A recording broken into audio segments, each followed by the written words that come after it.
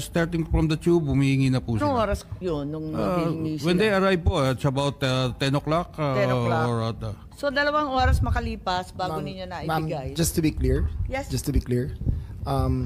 General Torre, maybe you explain the process of serving the electronic copy, which constitutes a legal form of serving the warrant. Yes, ma'am. After they disembarked, as I have from General Torre, they asked that it be postponed, that they be brought first to, ano ba nangyari doon, General, pagkatapos doon?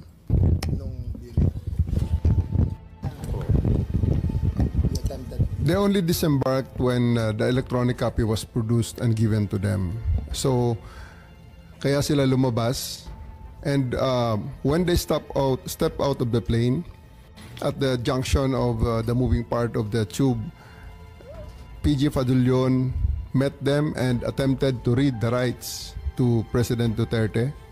And all of them said, pwede ba mamaya na yan at pa-diffuse muna natin ang tension. Doon na lang sa 250th Airlift Wing. So we acceded to that request. We arrived at the 250th Airlift Wing. They were given refreshments. They were allowed to refresh. They were allowed to, para generally pababain lang ang tension ng lahat. And then we, after an hour or two, we returned, and that was the video that you saw when I was reading the rights in the cell phone. Which basically it's memorized already. So just a formality, and then they asked at that juncture. They asked for the written. They want a printed copy. So I went out of the room, stepped out of the room, printed it, and gave it to them. Okay, yung printed copy, may allegation na redacted copy daw to. Hindi daw kumpleto, hindi daw buo. Parang simplified lang or pinaiklian. Tama ba? Buo-buo yun, ma'am. It was Ilang pahina? 15 pages. Yung 15 pages na kumakalat ngayon, Yes, yun na yun?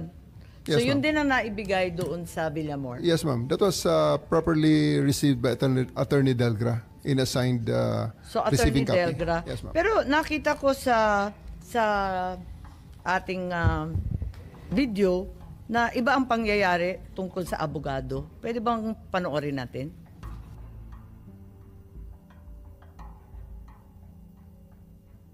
Kanina pa eh.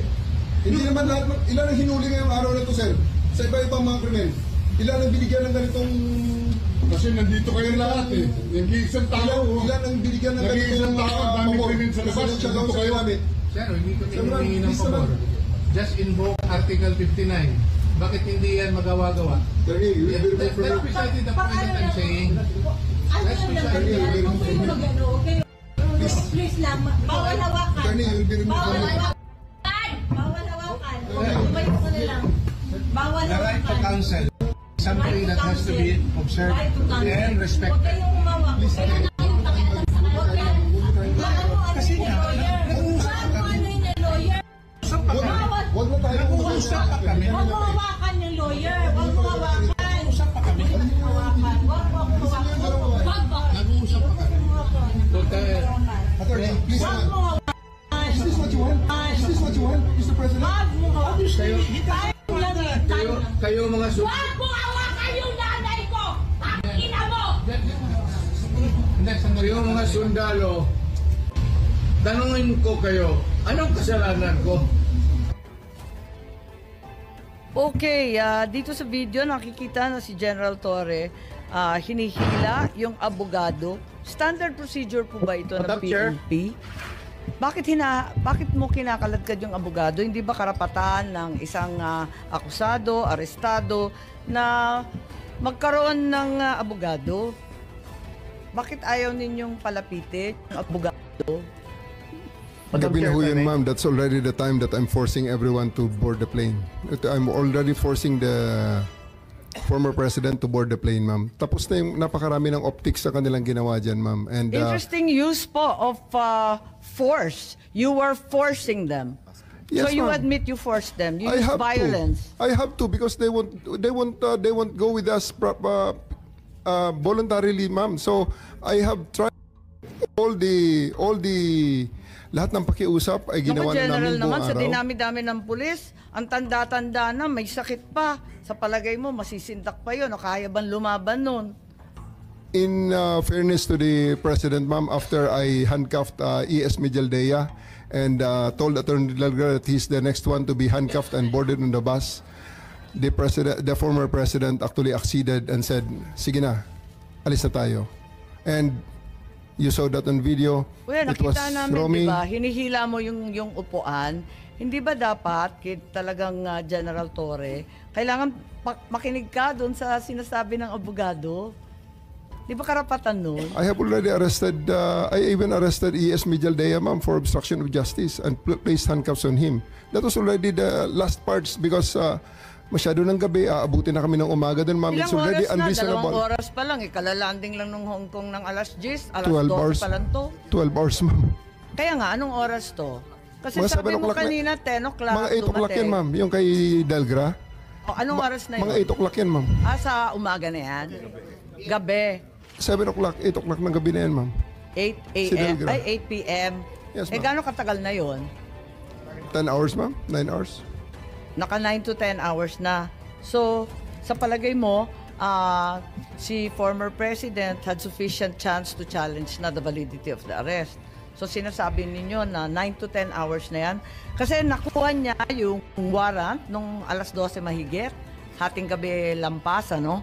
Tapos, Tanghali, ma'am. Tanghali, ma'am. Niya nakuha ang okay. warrant. Tapos, tumagal pa sila ng ilang oras. Ng 11 hours, sinasabi po ninyo. Yes, ma'am. They attended to serve the warrant at when they disembarked. They asked that it be deferred until they reached 250. Upon reaching 250, they asked for some refreshments and they cooled down. Upon being more calm and after conferring with their lawyers, the warrant of arrest was served in toto, in full, and their rights were read. So sa tingin ninyo, itong 9 to 10 hours sapat na para sa isang pangkaraniwan tao na makakuha ng sariling abogado, tapos i-check yung kanyang warrant, pagkatapos mag-draft, mag-file ng maayos na petisyon ng habeas corpus. Ganun ba yun? Ma'am, you must, I think the records showed that there were 3 lawyers with him in conference with him during the entire time. Attorney Delgra. Paano Attorney makakapag-file yun? Gabing-gabi na, hindi naman court hours. They had filed a case of a TRO with the Supreme Court. They tried their legal remedy. It was duly recorded and there was no TRO given by the court, ma'am. So, ma'am, just to be clear, they had their chance to seek legal remedy as shown by the actions of their lawyers by approaching the Supreme Court. So there was no due process denied, ma'am. Siguro sasabihin ko at tatanungin ko kay Attorney Medina, ang ating constitutionalist po rito. Masasabi ba natin na nabigyan si PRRD ng sapat na pagkakataon para alamin itong validity ng kanyang, yung katotohanan ng kanyang pag-aaresto? Ilang oras ba yung sinasabi natin na sufficient time, yung sapat na panahon? Thank you, Madam Chair. Just to clarify, I will just be consistent with the opinion that I posted that there was no reasonable opportunity. That is not to denigrate or cast aspersion on the character or competence of our officials. And also, I have very limited facts.